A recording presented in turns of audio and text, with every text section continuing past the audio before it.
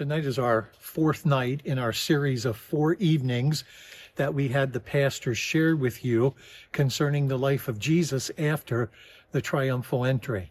Tonight, Jason Long is going to take us right up to the cross as we think about tomorrow being Good Friday and we think about the agony of Jesus.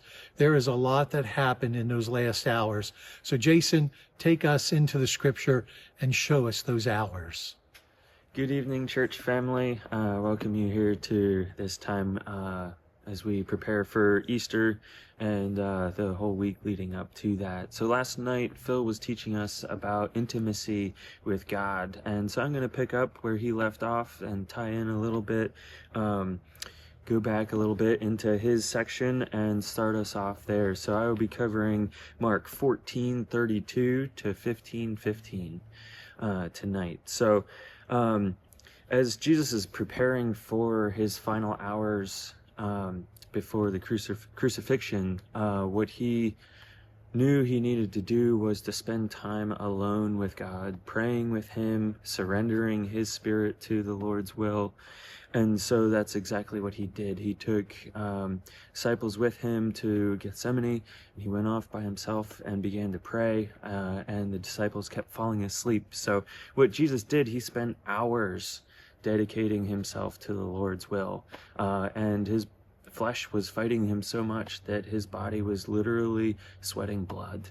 And so you see him continually surrendering to the Lord's will, saying, hey, my flesh does not want to do this, but I know I need to do this for you and for me. And so he wanted so badly to do this for you and me that he spent years preparing for this moment, this period of time that he was here on earth. And so as he wraps up his prayer with the Lord, and he comes back to the disciples, and they're sleeping once again, and he says, wake up, the time is at hand, the betrayer is here. And so just as he's saying that, Judas and a whole tribe of people come to arrest Jesus, to take him away. And so when Judas shows up, he comes up to Jesus and he gives him a kiss as a sign to the soldiers and other people that are along with that this is Jesus of Nazareth. And so Jesus welcomes Judas. He doesn't say, get away. He doesn't try to run and hide. He doesn't try and argue and get out of it. He sees Judas for who he is and what he's trying to do. And he says, do what you have. He says earlier at the Last Supper to go and do it quickly. And so he welcomes Judas back and allows them to come and arrest him. So Jesus heals. So my next note, you see Peter quickly jump to action here, and he actually strikes the servant of the high priest, strikes him with his sword and cuts off his ear. We see this in a companion gospel in John, that Jesus actually heals the servant's ear and rebukes Peter for that. And then, so we see Jesus continually responding, and this is where I want us to focus in on for this section, is how Jesus responds to adversity, how people come against him, and how he reacts to them, and how he continues to love them. So we see this begin with him healing the servant's ear, and then he continues to surrender to God's will, and he lets them take him away. He gives in and he says to let the disciples and the other followers go and to just take him, because he is the one that the chief priests and the elders were after. And so then we see from here Jesus being the focus of the Sanhedrin and everyone else trying to condemn him for death. And so we see many different illegal trials happen. We see many illegalities in these illegal trials as well. We see them happening at night. We see them happening in places that they are not supposed to happen.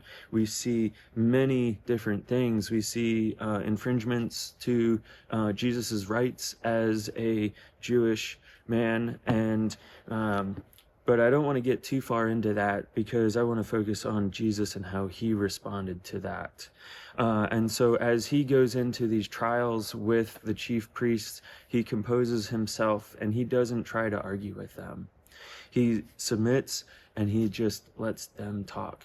He just lets them go off and run their mouths, and he just continues to just take it.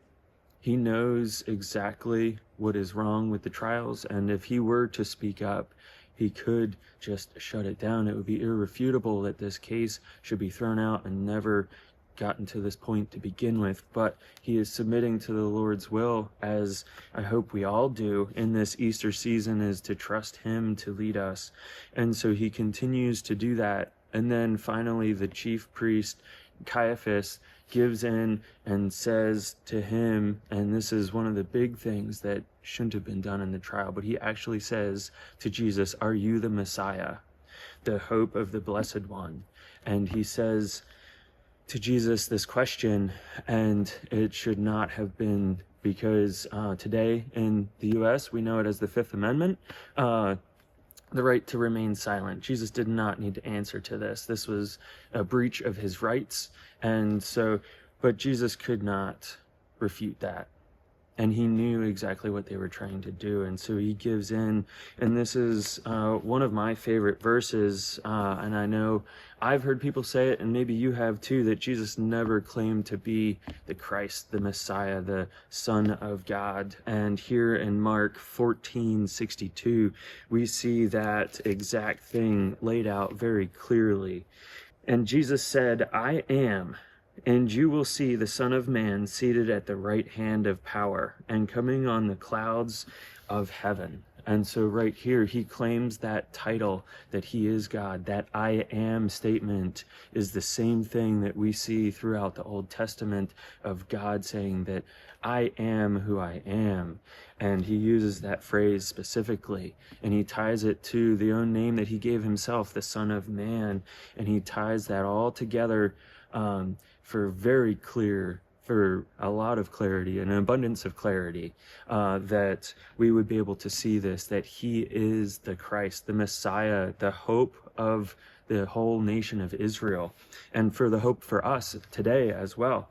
And so I am so encouraged by that. But at this point, the high priest Caiaphas loses his mind, and he says, "This is it. We don't need any other testimony," when he should be saying the exact opposite. This testimony should be stricken. But we see him say, "This is it. You are guilty of this." And we see him begin another illegality. He was the high priest. He should be placing his verdict for Jesus last, that they would start with the most junior member of the Sanhedrin and have him place his vote, and then they would work their way up through the seniority, and he would then place his vote, so that he would not be influencing younger members of the council. But we see him very clearly announce judgment on Jesus. And so this trial, as we see throughout the different gospel accounts, it happens at a few different places in the middle of the night, and then they try to cover it up even better and say, "Oh, well, we did it during the light of day." But it was actually not even during the hours which they were supposed to hold the court.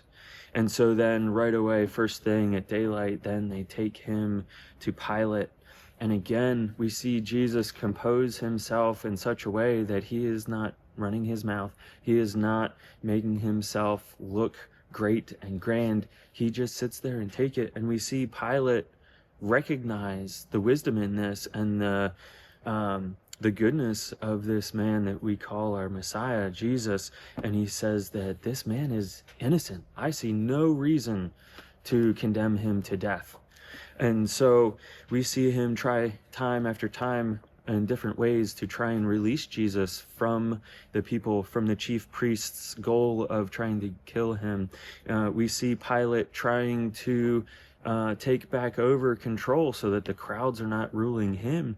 But in the end, we see him wash his hands of Jesus's life and say, "Do with him, you may kill him, we will crucify him. And so we see him shirk the leadership that he is called to.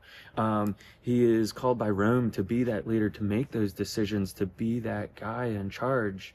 And so I hope you, as well as me, guys, that we are called to be leaders. I hope that you see this as a learning opportunity for us to step up, to stand up, and to take the leadership that we are called to take. And so once he condemns him and hands him over to be crucified, we now see the Roman soldiers act in such a way that it was just like the chief priest and the other members of the Sanhedrin, that they begin to strike Jesus. They begin to spit on him and tell him to prophesy. And it's just it hit me as I was studying this section that the members of the High Council, the members of the Sanhedrin, are acting the exact same way that the Roman soldiers are acting just a few hours later, in abusing Jesus through the trials and everything like that, that these members of the Sanhedrin are called to be holy, to be leaders of the nation of Israel, and here they're acting just like their Roman oppressors. And so what I want us to take away today from this section is to submit to the Lord's will, but to respond to others well. When we face adversity, I hope that we can, and I'm preaching to myself here as well, I hope that we can respond in a God-honoring way, that we don't try to just win the argument so that we win the argument, but so that we can truly represent Jesus well, to represent God, our Savior, well. And so I hope that we are able to not have that argumentative spirit, to truly try to find out what the disagreement is, to help others to see the love that God has for each and every one of us. And I just see Jesus play this role out so perfectly of trusting God so much that he literally says, not my will, but yours be done. And he says it many times over in this section, coming from 14 on, that he just continues to surrender to the Lord's will. And something that I kind of jumped over and I want to come back to is Peter and how he acted. And I see myself, and I think we can all see ourselves in Peter a little bit. We see the brashness that he wants to not deny Christ. We say that he would go to death with Jesus instead of denying him, and Jesus says, no, you will deny me 3 times before the rooster crows. And so we see Peter try to stay close by and to see what's going on with his Messiah, and he ends up denying Jesus 3 times. And then the rooster crows, and he is immediately stricken to the heart. He immediately begins to weep and realize exactly what he just did was what he said a few hours ago he would not do. And so what I see in us is that boldness that, we won't sin, we won't mess up again, we won't do this or that. But what I really see is God's love for us, that after Jesus raises from the grave and he comes back and he restores Peter back to fellowship with him. And that is something that I love so much, being a human being here in today's day and age, that I'm not perfect. I continually mess up, as we all do, but we have that hope of restoration to the Lord. We have that love of God that we just have to come back to him and say, I have messed up. I have sinned. Please forgive me. And he will begin that restoration work in us. So I hope that we're all able to take that for this Easter season, to claim that love that God has for us and to share that with others in our spheres of influence. So I hope you come out tomorrow night for our Good Friday service. I look forward to seeing you here, and I hope you have a blessed Easter season.